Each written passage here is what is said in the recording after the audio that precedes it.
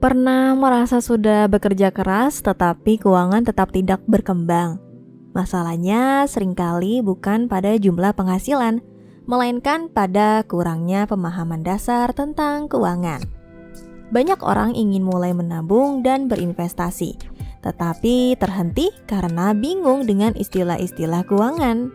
Jika kamu ingin lebih melek finansial dan mengelola uang dengan lebih terarah, maka memahami istilah dasar adalah langkah pertama yang wajib dilakukan. Dalam video ini, kita akan membahas 10 istilah keuangan umum yang perlu kamu ketahui sebelum mengatur keuangan secara serius. Sebelum lanjut, pastiin kalian subscribe channel Uang Logi.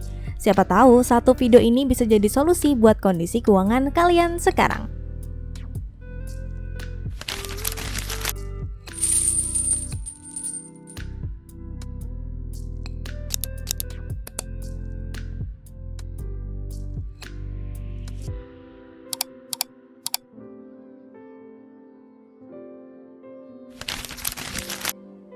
Satu, pendapatan income. Pendapatan adalah seluruh uang yang kamu terima dalam periode tertentu. Umumnya berasal dari gaji, tetapi tidak terbatas pada itu. Pendapatan terbagi menjadi dua jenis.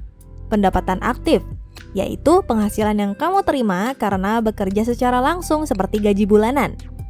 Pendapatan pasif atau berulang, yaitu penghasilan yang tetap mengalir meskipun kamu tidak bekerja secara aktif, seperti uang sewa properti atau hasil investasi.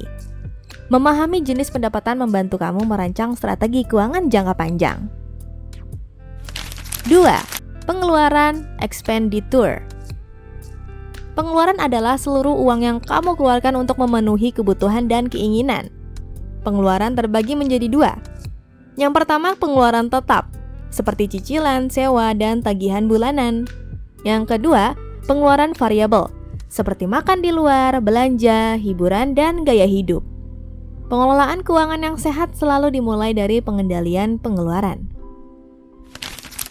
Nomor 3, arus kas cash flow. Arus kas adalah perbandingan antara pendapatan dan pengeluaran kamu. Arus kas positif berarti pendapatan lebih besar daripada pengeluaran. Arus kas negatif berarti pengeluaran melebihi pendapatan. Tujuan utama keuangan pribadi adalah menjaga arus kas tetap positif secara konsisten. Nomor 4, aset. Aset adalah segala sesuatu yang memiliki nilai finansial. Contohnya rumah, tanah, kendaraan, emas, tabungan, hingga investasi. Aset yang baik adalah aset yang nilainya bertahan atau meningkat seiring waktu. Nomor 5, kewajiban liability. Kewajiban adalah seluruh utang atau tanggungan yang harus kamu bayar. Contohnya pinjaman bank, cicilan, kartu kredit, dan kewajiban pajak. Mengelola kewajiban dengan bijak sama pentingnya dengan membangun aset. Nomor 6, kekayaan bersih net worth. Kekayaan bersih menunjukkan kondisi finansial kamu secara nyata. Rumus sederhananya, total aset dikurangi total kewajiban. Angka inilah yang menggambarkan apakah kondisi keuangan kamu sedang sehat atau tidak. Nomor 7, pinjaman loan. Pinjaman adalah dana yang kamu peroleh dari bank atau lembaga keuangan dengan kewajiban untuk mengembalikannya. Pinjaman bisa digunakan untuk pendidikan, rumah, bisnis, atau kebutuhan lain, selama disesuaikan dengan kemampuan finansial dan tujuan jangka panjang. Nomor 8, bunga, interest. Bunga adalah biaya yang harus dibayar atas penggunaan dana pinjaman. Terdapat dua jenis bunga. Bunga sederhana dihitung dari pokok pinjaman. Bunga majemuk dihitung dari pokok dan bunga yang telah terkumpul. Memahami bunga sangat penting agar kamu tidak terjebak dalam beban utang jangka panjang. Nomor 9, investasi, investment. Investasi adalah penempatan dana pada aset dengan harapan nilainya meningkat di masa depan. Contoh investasi antara lain saham, obligasi, properti, dan instrumen keuangan lainnya. Investasi bertujuan untuk melindungi nilai uang dan membangun kekayaan. Nomor 10, portofolio.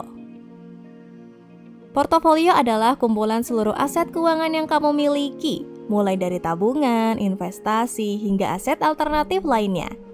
Portofolio yang sehat biasanya terdiversifikasi dan disesuaikan dengan tujuan keuangan serta profil risiko. Memahami istilah keuangan bukan untuk membuat kamu terlihat pintar, tetapi agar setiap keputusan finansial yang kamu ambil lebih sadar dan terarah. Dengan memahami 10 istilah dasar ini, kamu sudah selangkah lebih maju dalam mengelola keuangan pribadi. Mulailah dari mengatur arus kas, membangun aset, dan merencanakan investasi dengan lebih bijak. Jika konten ini bermanfaat, silakan bagikan dan ikuti channel ini untuk edukasi keuangan lainnya. Karena masa depan finansial yang kuat selalu dimulai dari pemahaman yang benar.